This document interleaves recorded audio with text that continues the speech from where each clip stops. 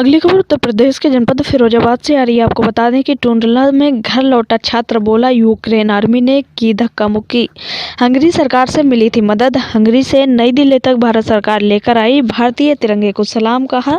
फिरोजाबाद जिला प्रशासन का भी बहुत आभार उन्होंने व्यक्त किया। यूक्रेन में चल रहे युद्ध के बीच से निकलकर बुधवार रात्रि ही घर पहुंचे छात्र ने भारत सरकार का आभार व्यक्त किया।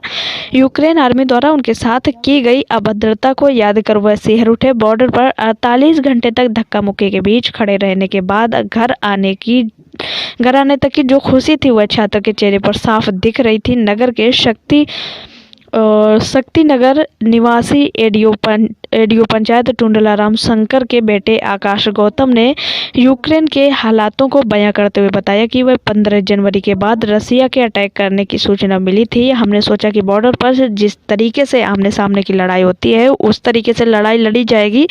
अमेरिकन एम्बेसी ने तत्काल अपने छात्रों से यूक्रेन छोड़ने के लिए कह दिया था, लेकिन इंडियन एम्बेसी की ओर से कहा गया था कि जो जाना चाहते हैं वे जा सकते हैं। किसी ने इसे गंभीरता से नहीं लिया। यूनिवर्सिटी जैसे काम कर रही है वह वैसे ही करती रहेगी, इसलिए हम लोग वहीं रुक गए। 23 की सुबह यूक्रेन के खार्किव में हमला शुरू हो गया था। उड़ीसा के अंदर हवाई हमले किए गए। स्वयं को आइसोलेट कर लिया। इससे पहले 80,000 रुपए पिता ने खर्च के लिए भेजे थे। उससे खाने पीने का सामान एकत्रित कर लिया था जिससे कहीं भागना न पड़े।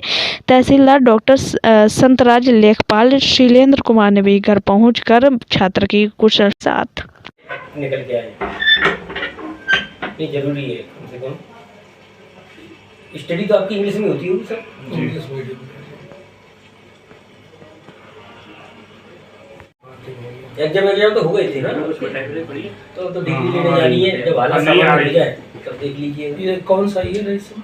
Last year final. अच्छा लास्ट ईयर हो गया उनका फाइनल। कितना वहाँ 4 ईयर का 3 ईयर का? सर वहाँ पे 6 ईयर का है। मैंने 5 ईयर कंप्लीट कर लिया। अच्छा वहाँ 6 साल पढ़ा। 6 ईयर का MBBS। तो मैंने कोशिश करी निकलने की। आप बात करिए। अच्छा, और फिर उसके बाद मैंने पूरी कोशिश करी निकलने की वहाँ से, और अपने साथियों मेरे जितने फ्रेंड्स हैं सब लोगों ने अपनी अपनी पावर और सोर्स का यूज़ किया। और उसके बाद हम लोगों ने मैक्सिमम ये कोशिश करी कि जितने 12 बच्चे साथ थे सारे आएंगे तो 12 आएंगे, एक भी बंदे को पीछे नहीं छोड़ेंगे। एक भी बंदा रुका पीछे तो पूरे 11 रुकेंगे पीछे, किसी को अकेला छोड़ना नहीं है। तो उसके बाद सारे फ्रेंड्स ने अपने अपने सोर्सेस का इस्तेमाल करके वहाँ तक पहुँचे बॉर्डर तक। उसके बाद सेफ जोन में आए हैं। तब तक तो सब कुछ सही ये सही है इनकी बात कि वहाँ एक आकाश गौतम जी के घर पर आए हैं, क्या मामला है पूरा? आकाश गौतम जी MBBS की पढ़ाई यूक्रेन के बुडापेस्ट शहर से कर रहे थे। अभी आप लोग जाने होंगे रशियन अटैक के बारे में, इसलिए वहाँ पर वो 5 दिन से फंसे हुए थे। लेकिन आज मुझे पता चला कि वो रात लगभग 1 बजे अपने घर पर सकुशल आ गए। उन्हीं को शुभकामना देने था, उनका कुशल क्षेम पूछने मैं घर पर आया हुआ हूँ। हालांकि मैं कल भी घर पर आया था, उनके पिताजी से भेंट किया था और आज उनके माता पिता भाई बहन सबसे मैंने मिला और बिल्कुल इस समय वो पूरी तरह से स्वस्थ हैं। धन्यवाद। Thank you. हाँ आकाश जी, आप अपना पूरा नाम और क्या घटनाक्रम हुआ था वहाँ वो पूरी चीज़ बताइए आप। मेरा नाम आकाश गौतम है। मैं इस समय 5th year Odisha national medical university में स्टडी कर रहा हूँ MBBS की।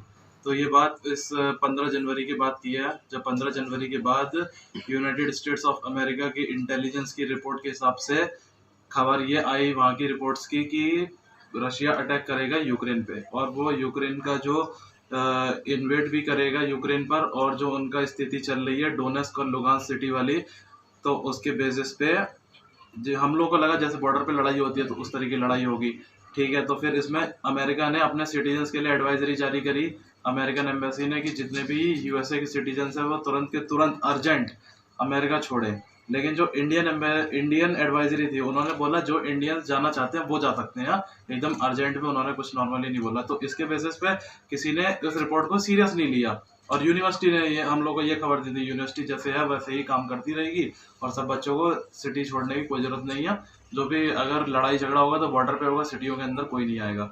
लेकिन US ने बार बार अपने इंटेलिजेंस के सबसे ये बोलते रहे आज हमला करेगा, कल हमला करेगा, परसों करेगा, पर करेगा ज़रूर। और फिर 23 तारीख की सुबह यूक्रेन में सारी सिटियों में क्या कहते हैं हमला हुआ। सबसे पहले हुआ कीव के अंदर, खार्किव के अंदर, वेनेसिया के अंदर और ओडेसा के अंदर। ये 5 मेजर सिटीज़ हैं जिसके अंदर सबसे पहले हमला हुआ है। ठीक है ना। ओडेसा के अंदर एयर स्ट्राइक हुई है। हम लोग रात में घर में सोते थे तो घर के आसपास मिसाइलों के, बम के बहुत तेज आवाज़ें आती थी। लेकिन ये है कि सबसे बड़ी चीज़ होती है माइंड को मजबूत करना। जो माइंड से हार गया वो सब चीज़ों से हार गया। तो वही स्ट्रेटजी को फॉलो करते हुए अपने आप को सेल्फ आइसोलेट किया सबसे पहले।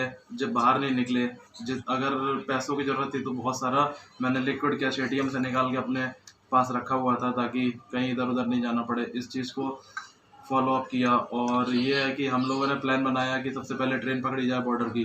तो फिर ओडिशा से चौप बॉर्डर जो कि हंगरी कनेक्ट करता है, वहाँ की ट्रेन पकड़ी जो कि ओडिशा से 1000 किलोमीटर दूर है। और उसके बाद हम लोग 24 घंटे का ट्रैवल करने का चौप बॉर्डर पहुँचे। वहाँ पे चौप बॉर्डर पे स्थिति बहुत ख़राब थी। साउथ अफ्रीका, युगांडा और नाइजीरिया के लोग बहुत ज़्यादा मौजूद थे। उनके इनडिसिप्लिन की वजह से क्या कहते हैं, इंडियन सिटीजन को भी रोका गया बॉर्डर पार करने से। और जो कि साउथ अफ्रीका के लोग हैं वो लोग खुद ही नहीं जा पा रहे थे क्योंकि बॉर्डर बहुत सेंसिटिव एरिया होता है। वहाँ पे किसी भी तरह की ऊधमबाजी बर्दाश्त नहीं होती।